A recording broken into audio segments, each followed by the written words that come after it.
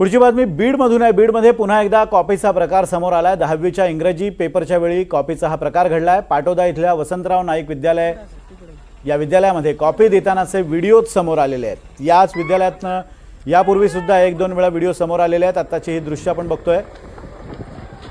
बीडमध्ये नेमकी परीक्षा सुरू आहे की यंत्रणेची परीक्षा सुरू आहे असा सवाल उपस्थित व्हावा असं चित्र आहे। यापूर्वी सुद्धा बीडच्या इतर भागातून सुद्धा मास कॉपीचे प्रकार समोर आले होते।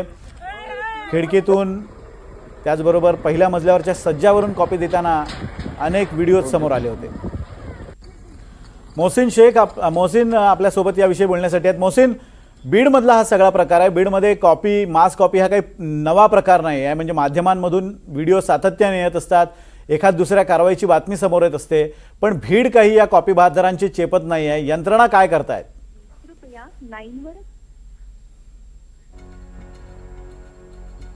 आपण हे दृश्य बघतोय। बीडमधल्या पाटोदा इथल्या एका विद्यालयातला हा प्रकार आहे। पुन्हा एकदा मास कॉपीचा हा व्हिडिओ समोर आलेला आहे।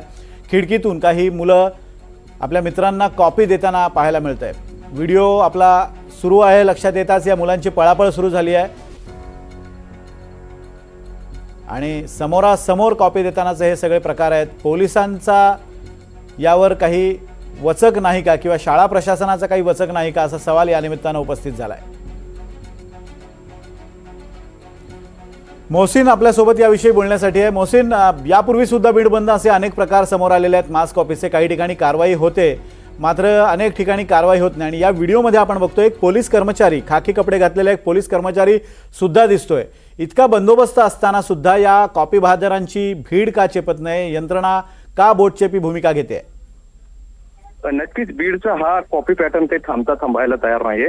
व्हिज्युअल आपण बघतोय की तरुण बिनधास्तपणे मागून येऊन कॉपी देतात। पोलीस तिथे उभे आहेत आणि जी माहिती मिळते त्यानुसार आता संस्थाचालक सांगत होते की तिथे तहसीलदार देखील होते। मग जर ही सगळी यंत्रणा तिथे होती तर अशा पद्धतीने ही सगळी कॉपी कशी पुरवली जात होती हा एक प्रश्न आहे। आणि या निमित्ताने पुन्हा एकदा बीड चर्चेत आलाय। काही दिवसांपूर्वी आपण बघितलं तर बीडचा एक 2 व्हिज्युअल समोर आला तो, ज्यातून कशा पद्धतीने ही सगळी कॉपी पुरवली जात होती।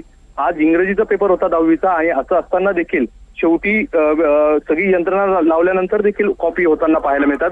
पाटोदातील वसंतराव नाईक अशी शाळा आहे आणि त्या शाळेतलं हे व्हिज्युअल असल्याची माहिती मिळते आणि बिनधास्त हे तरुण त्या ठिकाणी पाठीमागून जाऊन कॉपी पुरवताना आपल्याला पाहायला मिळतात। आणि बीडचा हा कॉपी पॅटर्न आता पुन्हा चर्चेत आलेला आहे।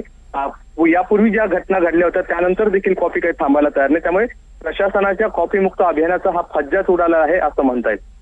प्रशासनाच्या कॉपी मुक्त अभियानाचा फज्जा उडाल्याचं हे चित्र आहे आणि हे चित्र फक्त एकट्या बीड पुरतं नाही आहे, तर इतर सुद्धा जिल्ह्यांमधून अशा स्वरूपाचे व्हिडिओ समोर येतात। मात्र यंत्रणा काय करते असा सवाल उपस्थित झालाय।